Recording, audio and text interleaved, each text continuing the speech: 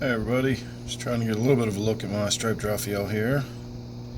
He keeps coming tantalizingly close to coming out, but he's still not coming out. It's been a while since I've seen him out swimming around the tank.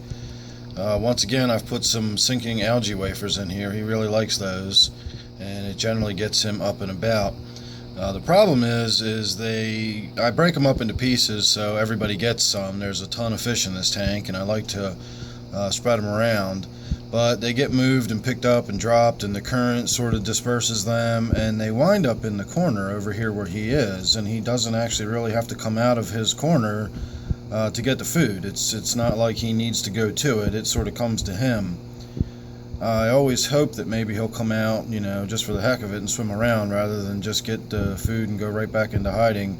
But he is a nocturnal fish, and he's fairly reclusive, so it's not really in his nature to come out and swim around the tank.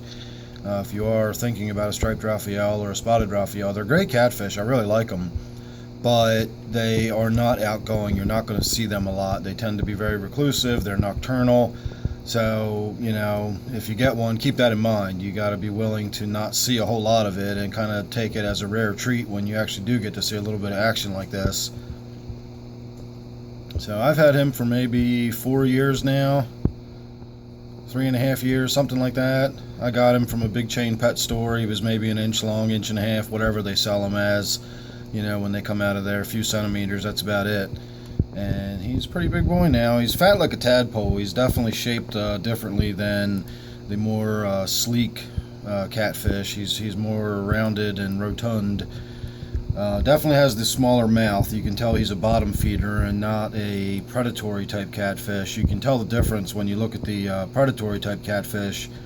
They usually have the mouth that sort of opens at the front, and it sort of gives the effect of the whole front end of the fish opening up, and they are built to sort of gulp fish down, smaller animals down. Whereas this one, if you will look, you can see he has a very downward turned mouth, and it's pretty small in proportion to the size of the fish itself.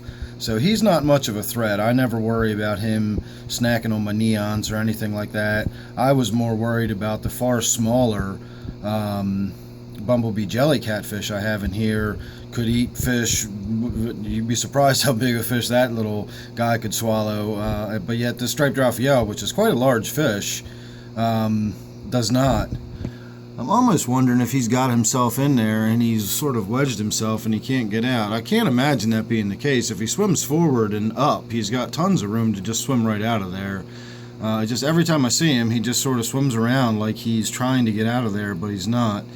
So maybe I'll get in there and I'll move a rock or something around and see if that doesn't give him a little more swimming around room. But I'm certain he is not trapped in there. There's no way that he's in there so tight that he can't get out. I could probably put my hand back, down right in this front section here.